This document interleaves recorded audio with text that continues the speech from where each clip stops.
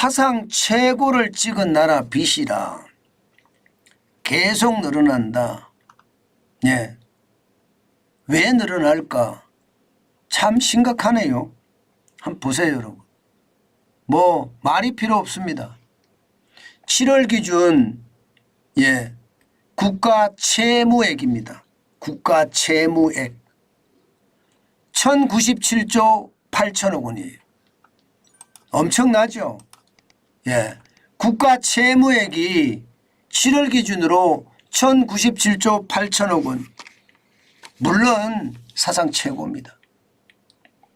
뭐 날이 가면 날이 갈수록 사상 최고만 돼요. 8월에 사상 최고, 9월에 사상 최고, 10월에 사상 최고, 앞으로 계속 사상 최고가 될 겁니다. 그 정도로 말입니다. 나라 빚은요 충격적으로 늘어납니다. 보세요. 추세적으로 보더라도 안 늘어날 수가 없어요. 이게 여러분 늘어날 수밖에 없는 게 보세요. 2019년에 723조 2천억 원이었던 것이 말입니다. 2020년에는 846조 6천억까지 늘어나요. 뭐 돈을 갖다 뿌린 거죠. 현금을 살포했다. 이건 누가 다 받았는지 모르지만 진짜 많은 사람들이 가져갔다. 게다가 문재인 정부 들어서서 2017년부터 2022년까지 5년 동안을 보면 엄청나게 늘어납니다. 415조 5천억 원이나 늘어나요. 부채가. 게다가 415조 5천억 원 늘어나는 게 이게 일회성으로 뿌려서 늘어나는 것도 있지만 법으로 강제해서 늘어나는 것도 많습니다. 그러다 보니까 말입니다.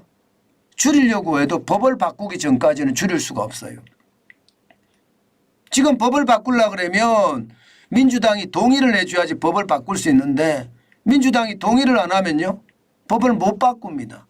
법을 못 바꾸면요. 이게 경제가 쪼그라들 수밖에 없어요. 왜냐고요? 그냥 지금대로 가야 되니까. 사실 말입니다. 문재인 정부 5년 동안 경제가 완전히 저는 아작났다고 보거든요. 그러면서 말입니다. 이게 세금을 많이 거두니까 가렴주구 정권이라고 제가 엄청 이야기했잖아요. 백성들의 고열을 짜내서 세금으로 뺏어가는 정권이라고. 그래서 말입니다. 국가 예산이 푹푹 늘어납니다. 국가 예산이. 400조 있던 국가 예산이 600조까지 늘어났어요. 200조가 늘어났어요. 국가 예산이 순식간에 말입니다. 50%가 늘어났어요.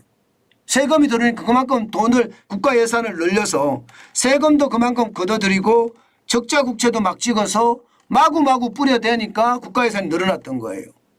이걸 낮출 수가 없는 거예요. 낮출 수가 없어요. 게다가 경기까지 나빠요. 그러면 세금이 덜 걷어지고요. 개혁을 하려고 해도 법을 바꾸려고 해도 바꿔지지도 않고요. 그 문재인 정부의 경제정책을 그대로 갖고 가야 되는 이 상황에서 나아질 게 뭐가 있겠습니까?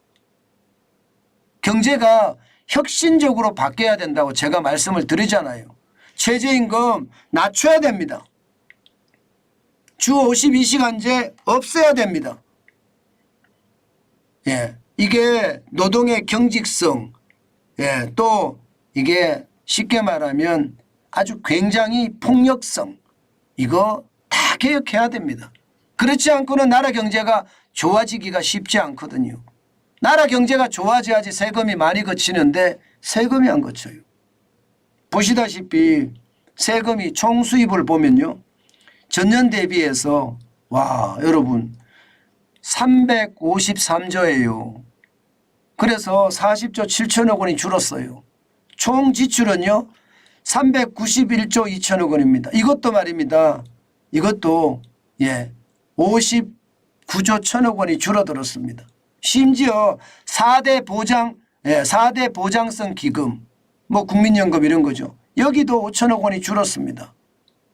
이렇게 수입도 줄고 지출도 줄고 4대 보험도까지도 주니까 이 관리재정수지가 적자. 올해 정부가 목표한 연간 전망은 58조 2천억 원이거든요. 그런데 벌써 67조 9천억 원입니다. 적자가 난 거죠. 관리재정수지라는 게 나라 빚의 순수한 빚입니다.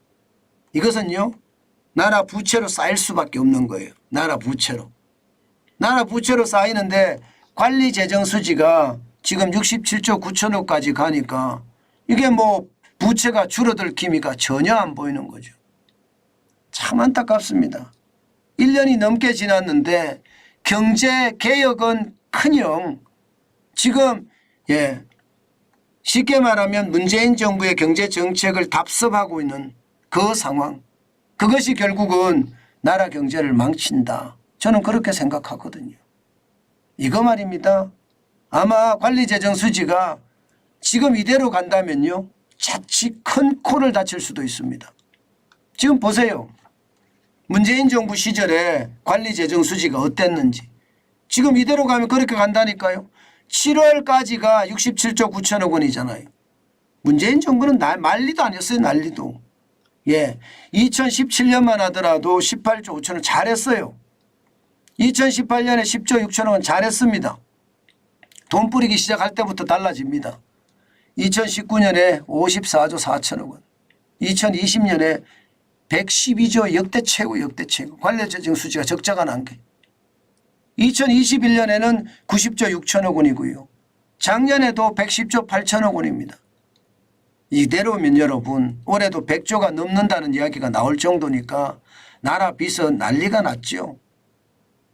저는요, 여당도 그렇고요, 정부도 그렇고요, 야당에 맞서서 공룡야당이라고 이야기하지만 싸워야 돼요.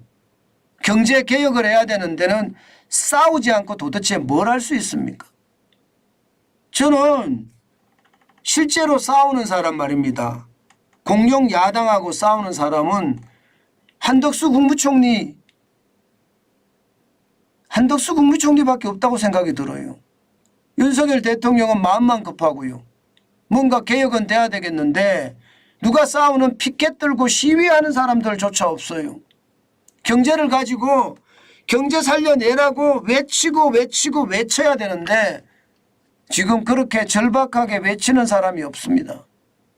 이렇게 되면 여러분 아마 내년 총선에서도 제대로 힘을 발휘하지 못한다고 쳤을 때 그 충격의 파고는요, 나라 경제가 더 어려워지는 그런 사태로 가지 않을까. 저는 그런 걱정 진짜 많이 합니다. 당연히 저는 그런 일이 벌어질 수도 있다고 생각합니다. 국민은요, 현재를 기억하지 과거를 기억하지 않습니다.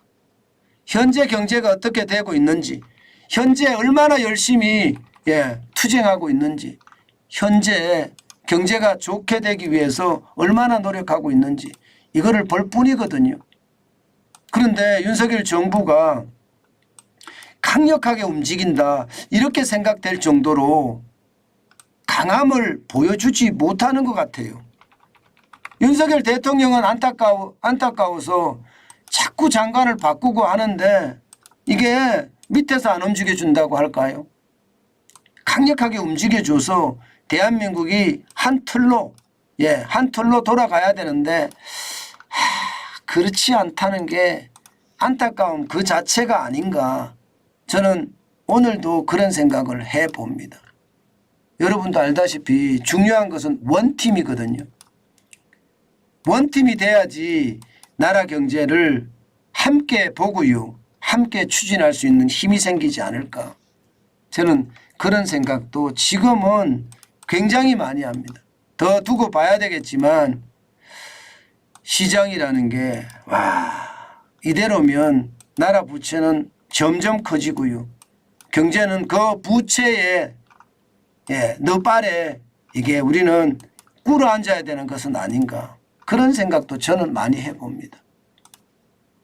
이게 투쟁도 하고 그리고 피켓 시위도 하고 그래야 되는데 국민을 위하는 사람이 참 없다. 그런 생각밖에 저는 들지 않네요.